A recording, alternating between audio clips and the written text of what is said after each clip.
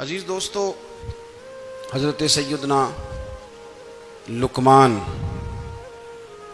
اپنے بیٹے کو نصیحت کرتے ہیں، اور قرآن مجید نے سورہ لقمان کے اندر آپ کی ان نصیحتوں کا ذکر فرمایا ہے۔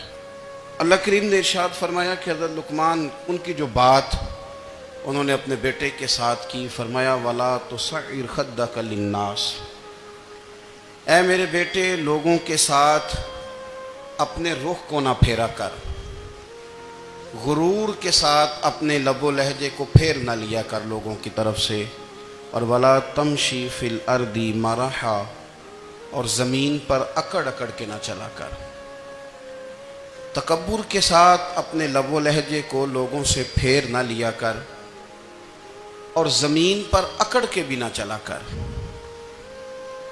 جناب لقمان اپنے بیٹے کو نصیحت فرما رہے ہیں، اور اللہ نے اس کا ذکر قرآن مجید میں فرمایا ہے۔ اسلام ہماری تربیت کرتا ہے ہر موقع پر، اور ہمیں اسباق پڑھاتا ہے زندگی ساری گزارنے کے لیے۔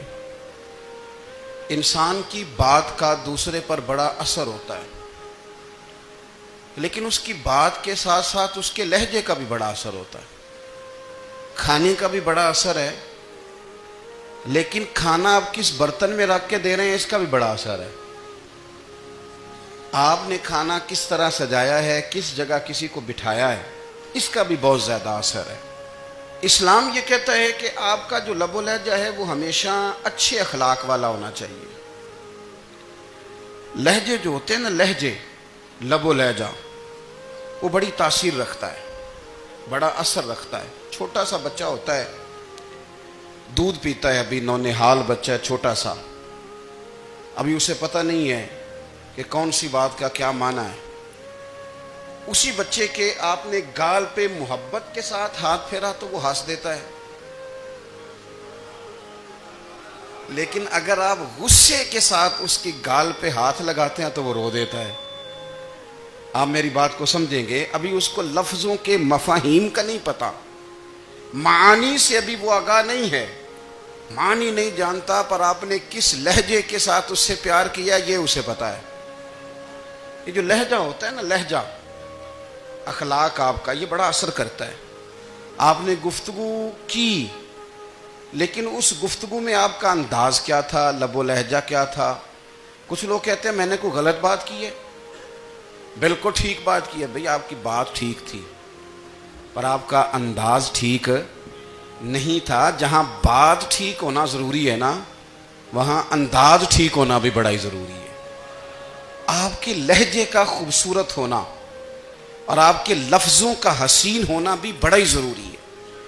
اگر آپ تھوڑا سا معاشرے میں غور کریں تو کچھ لوگ ایسے ہیں جو طبعاً ہی بیچارے دنیا میں آئے ہی شکوہ کرنے کے لیے، ان کے لہجے سے نہ ترش روئی برستی ہے، تلخی ہے۔ وہ جی میں فلاں آدمی کے پاس گیا تو اس نے میری بات نہیں سنی، فلاں شخص سے میری ملاقات ہوئی، میں نے وقت گزارا پر وہ بندہ ٹھیک نہیں نکلا، فلاں کے ساتھ میں آگے بڑھنا چاہ رہا تھا پر میرے معاملات چل نہیں سکے۔ تو بھئی آپ دوسروں کو ناپتے اور تولتے رہے، آپ کو یہ دیکھ لینا چاہیے تھا کہ آپ کا انداز فکر ہی کہیں غلط نہ ہو۔ لہجے، اخلاق، یہ آپ کے لفظوں سے بھی زیادہ اثر بعض اوقات رکھتے ہیں۔ کسی نے کہا تھا کہ میرے لہجے میں غرور آیا تھا، اس کو حق تھا کہ شکایت کرتا تھا، میرے لہجے میں کچھ ایسا کہ جس پہ وہ بیچارہ پریشان ہو گیا، اب اس کا حق بنتا تھا وہ اس پہ شکایت کرتا۔ تو میرے عزیز، آپ بات کو یاد رکھیں گے کہ جو اخلاق ہے، آپ کا جو اخلاق ہے، جو آپ کا کردار ہے، وہ اپنی ایک خوبصورتی رکھتا ہے۔ اس لیے میرے نبی پاک صلی اللہ تعالیٰ علیہ وآلہ وسلم نے فرمایا تم میں کامل مومن وہ ہے جس کا اخلاق زیادہ اچھا ہے۔ جو کہانیاں زیادہ سناتا ہے وہ نہیں، جو اپنی خدمات زیادہ بتاتا ہے وہ نہیں، جو باقی سب کی نفی کر کے کہتا ہے کہ دنیا میں کوئی بندہ ٹھیک نہیں، صرف میں ٹھیک ہوں، وہ والا بندہ نہیں، بلکہ فرمایا جس بندے کا اخلاق زیادہ اچھا ہے۔ اخلاق دیکھیں، یہ جو آپ کا لہجہ ہوتا ہے نا، یہ بہت زیادہ اثرات مرتب کرتا ہے آپ کے گھر پہ بھی، باہر بھی۔ آپ اگر اپنی گفتگو میں باڈی لینگویج کو تھوڑا سا اچھا رکھیں، کچھ لوگ ایسے ہوتے ہیں جو بات بڑی صحیح کرتے ہیں پر کچھ زیادہ ہی باتیں کرتے ہیں، تو وہ زیادہ باتیں کرنے کی وجہ سے ان کی جو صحیح باتیں ہوتی ہیں ان کا بھی وزن خراب ہو جاتا ہے، کیونکہ وہ زیادہ باتیں کرتے ہیں، ہر وقت بولتے ہیں، ہر وقت بات کرتے ہیں، تو جب وہ ٹھیک بات بھی کر رہے ہوں تب بھی ان کی بات کا لوگ اثر قبول نہیں کرتے۔ لیکن اگر ان کا لہجہ باوقار ہو، بات وہ تھوڑی کریں پر جتنی کریں ذرا سونی کر کے کریں، گفتگو میں خود بخود اثر پیدا ہو جائے گا، بات اچھی لگے گی۔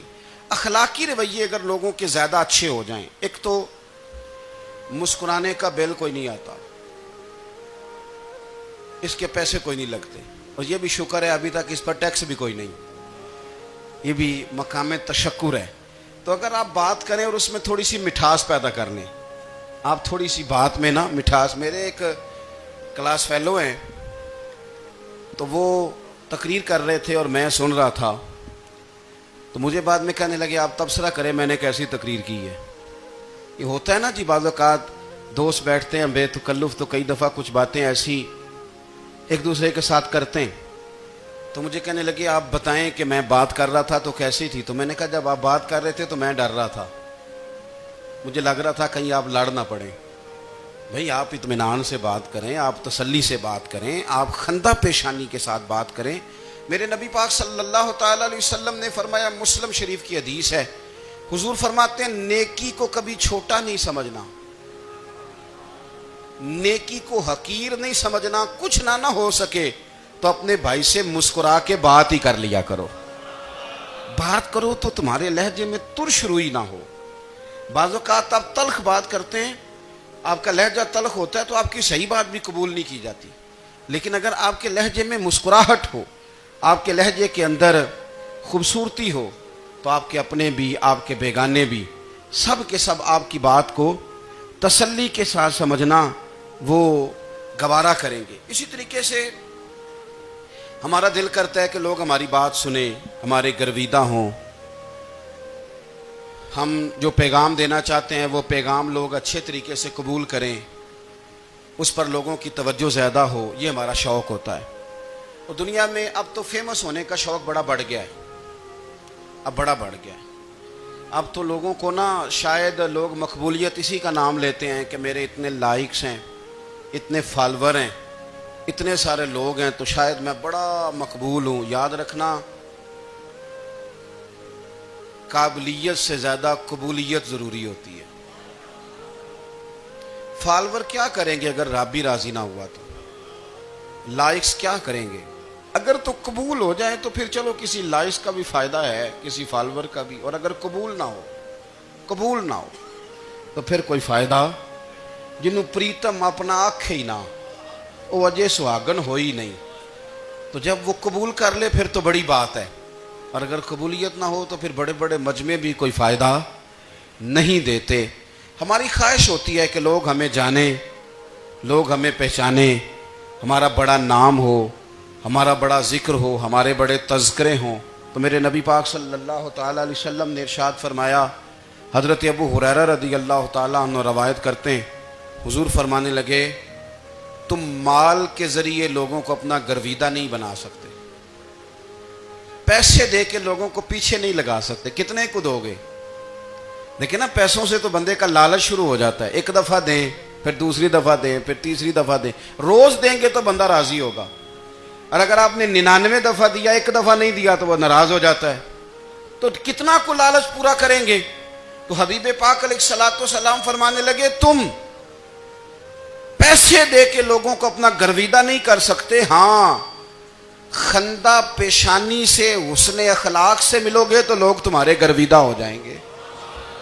تمہارا اخلاق، تمہاری خندہ پیشانی، تمہارا اچھا کردار، یہ لوگوں کو گرویدہ کر سکتا ہے۔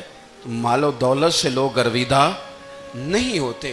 تو ہمارا وہ جو روزمرہ کا لوگوں کے ساتھ تعلق ہے، لب و لہجہ ہے، میں نے دیکھا ہے بہت سارے لوگ ایسے ہیں جن کے ساتھ لوگ آنا جانا، ملنا بیٹھنا آہستہ آہستہ چھوڑ دیتے ہیں، اور وہ کس لیے چھوڑ دیتے ہیں؟ وہ ان کے رویے کی وجہ سے چھوڑ دیتے ہیں، ان کے انداز فکر کی وجہ سے چھوڑ دیتے ہیں، ان کے شکووں کی وجہ سے چھوڑ دیتے ہیں۔ مزاج ہوتا ہے نا ہمارا کہ ہمیں شوق ہوتا ہے تعلق زیادہ لوگوں کے ساتھ ہو، اور پھر یہ بھی شرط ہوتی ہے کہ میں جس کے پاس جاؤں وہ مجھے یہی کہے کہ تو میرے ساتھ ہی پیار کر. ایک صاحب مجھ سے کہنے لگے کہ یہ میں محفل کراتا ہوں, آپ بھی تشریف لائیں, اور میں 20 علماء کو بلا چکا ہوں اور بڑے بڑے نامور نام انہوں نے میرے سامنے لیے. میں نے ان سے پوچھا کہ جو نام آپ نے لیے ہیں اور آپ کی تصویریں بھی ساتھ ہیں, میں الحمدللہ تسلیم کر گیا ہوں آپ کی بات کو, لیکن سوال میرا یہ تھا کہ کیا آپ نماز بھی پڑھتے ہیں؟ 21 علماء کو آپ نے بلایا یا 20 کو بلایا اور بڑے بڑوں کو بلایا, اور مجھے بھی آپ دعوت پیش کر رہے ہیں, تو نمازی بھی آپ ہیں, نمازی بھی ہیں. کہنے لگے آپ دعا کریں میں نماز پڑھنا شروع کر دوں. میں نے ان سے کہا خدا کے بندے, اب اگر تو کسی اور کو بتائے گا کہ 20 اتنے بڑے لوگوں سے میرا تعلق کر پڑتا میں نماز بھی نہیں, تو لوگ کیا سوچیں گے کہ 21 مولوی مل کے بھی ایک بندے کو نمازی نہیں بنا سکے. تو آپ اپنے لب و لہجے سے صرف باتوں سے گرویدہ کسی کو کر لیں گے. آپ یہ دیکھیں کہ اخلاق کس طرح کا ہے, لہجہ کس طرح کا ہے, آپ کے بات کرنے کا انداز کتنا حسین ہے, اس لفظ کے اندر حسن کتنا زیادہ ہے. نبی پاک صلی اللہ علیہ وسلم بھی تبلیغ فرماتے, ہم بھی تبلیغ کرتے ہیں. میں اور آپ جب تبلیغ کرتے ہیں تو اس تبلیغ کے اندر شکوہ ہوتا ہے اور تنقید ہوتی ہے, اور بعض جگہ میں نے یہ بھی دیکھا ہے کہ طنز ہوتا ہے, طنز. ہم دوسرے کو دین کی دعوت رہے ہیں, لیکن ہمارے لب و لہجے سے طنز اور تش روئی چھلکتی ہے. تو دولت کے پیچھے لگ گیا ہے, تو بالکل جاہل ہے, تو بالکل تیرے خاندان میں سے بھی کوئی نہیں ادھر آتا. آپ طنز کر رہے ہیں, آپ دعوت دین نہیں دے رہے. دعوت دین تو گلدستے میں رکھ کے پیش کی جاتی ہے, اس کی تو ایک خوبصورتی ہے, اس کا تو ایک حسن ہے, اس کی تو اپنی ایک جاذبیت ہے, اس کی اپنی ایک نورانیت ہے. صحابہ کرام علیہم رضوان فرماتے ہیں کہ حضرت سعد بن معاذ رضی اللہ تعالیٰ عنہ کا جنازہ تھا. اللہ کے پیارے محبوب صلی اللہ تعالیٰ علیہ وسلم نے جنازے کی امامت فرمائی, اور جنازے کی امامت کے بعد ابھی نہ قبر کے تیار ہونے میں کچھ ٹائم باقی تھا, تو حضور زمین پہ تشریف فرما ہوئے. لوگ قبر کی تیاری میں ہیں. بعض اوقات ہوتا ہے نا ابھی قبر نہیں تیار ہوئی, تو کہتے ہیں کہ لکڑی کے ساتھ حضور نے زمین کوریدنی شروع کر دی, اور دیر تک حضور نے چہرہ نور کو زمین کی طرف جھکائے رکھا, گویا زمین شرف دیدار حاصل کرتی رہی. دیر تک چہرہ نور جھکا رہا زمین کی جانب, حضور نے رخ نور کو پھیر لیا. صحابہ کہتے ہیں کہ ہم نہ بڑے, جب حضور ہمارے قریب ہوتے تھے تو ہمارا خیال ہوتا تھا کہ رحمت کی برکھا ہے, اپنے اپنے حصے کا کرم اڈیل لے اپنے اوپر. فرماتے ہیں منتظر تھے کہ حضور کب ہماری طرف رخ انور پھیریں اور ہم کریم سے کوئی بات سن سکیں. ارشاد فرماتے ہیں کہ ہم بڑے شدید منتظر تھے. دیر کے بعد نبی پاک علیہ الصلوۃ والسلام نے چہرہ انور اٹھایا, دیر کے بعد چہرہ انور اٹھایا. یہ دیکھیں تبلیغ ہو رہی ہے, اور جب حضور نے چہرہ انور اٹھایا تو آنکھوں میں آنسو تھے, رو رہے تھے. اور 3 دفعہ حضور نے فرمایا, چونکہ قبر تیار ہو رہی تھی, 3 دفعہ نبی کریم نے فرمایا لوگو قبر آخرت کی منزلوں میں سے پہلی منزل ہے, اس کی تیاری کر لو, اس کی تیاری کر لو, اس کی تیاری کر لو. 3 دفعہ حضور نے یہ جملے دہرائے. کیوں؟ ایک میں تبلیغ کرتا ہوں پر اس میں نہ درد ہے, نہ رونا ہے, نہ وہ لب و لہجہ ہے. ایک حضور دعوت دے رہے ہیں قبر کی تیاری کی, لیکن اس میں آنسو ہیں, اس میں خاص رغبت ہے غلاموں کے لیے. تو اپنی زندگی کے اندر جو ہمارا انداز تکلم ہے, ہمارا انداز گفتگو ہے, میں کہا کرتا ہوں کہ ہم نا دین کے لیے جب کلام کر رہے ہوتے ہیں تو شدت ہوتی ہے ہمارے جملوں کے اندر. بعض مقامات شدت کے ہوتے ہیں, آپ جہاد کی بات کر رہے ہیں, ناموس رسالت کی بات کر رہے ہیں, تو کسی جگہ آپ کے لب و لہجے کے اندر شدت کا ہو جانا برا نہیں ہے, بلکہ وہ اچھا ہے. لیکن میرے عزیز ہر وقت ہی کچھ لوگ تلخ ہیں, انہیں کسی وقت بھی آپ ان سے ملاقات کر لیں وہ لوگ آپ کو پریشان ہی نظر آئیں گے. حضرت سیدنا عبداللہ ابن عمر رضی اللہ تعالیٰ عنہ روایت کرتے ہیں کہ نبی پاک صلی اللہ تعالیٰ علیہ وآلہ وسلم نے ارشاد فرمایا کہ جنت میں ایسے بھی کمرے ہوں گے, جنت میں کچھ ایسے کمرے, کچھ ایسے مکانات بھی ہوں گے کہ باہر کھڑے ہوں گے تو اندر نظر آئے گا, اور اندر کھڑے ہوں گے تو باہر نظر آئے گا. یعنی ایک تو تم آئینے لگاتے ہو نا, وہ دیواریں اتنی شفاف ہوں گی کہ اندر باہر سے ان کا حسن دکھائی دے گا. حضرت سیدنا مالک اشعری رضی اللہ تعالیٰ عنہ بیٹھے تھے، کہتے ہیں میں نے فوراً عرض کی حضور وہ ملیں گے کس کو؟ وہ جو اتنے حسین گھر ہوں گے کہ دیواریں ہی شیشے کی محسوس ہوں گی، اندر باہر سے حسن کے جلوے دکھائی دیں گے، حضور وہ ملیں گے کسے؟ تو اللہ کے پیارے محبوب علیہ السلام نے فرمایا وہ اس کو ملیں گے جو گفتگو اچھی کرے گا، جو گفتگو اچھی کرے گا، لب و لہجہ اخلاق والا ہوگا، گفتگو اچھی کرے گا، لوگوں کو کھانا کھلائے گا، اور جب لوگ سو رہے ہوں گے تو وہ اٹھ کے اپنے رب کی عبادت کرے گا۔ اس شخص کو وہ مکانات ملیں گے جن کی دیواریں آئینے کی مانند ہوں گی، جن کا حسن تازہ ہوگا، جن کو اللہ تبارک و تعالیٰ نے اپنے فضل سے مزین کیا ہوگا، سنوارا ہوگا۔ ہم اگر تھوڑی سی توجہ کریں نا تو کئی دفعہ وقت گزر جاتا ہے، لہجہ نہیں بھولتا، لہجہ یاد رہتا ہے۔ آپ تو 2 منٹ کے لیے غصے میں تھے نا، تو آپ نے کوئی بات کر دی کسی غریب کو، کسی شخص کو، آپ غصے میں تھے، آپ نے کہہ دیا، اس بیچارے نے سن لیا، لیکن وہ بات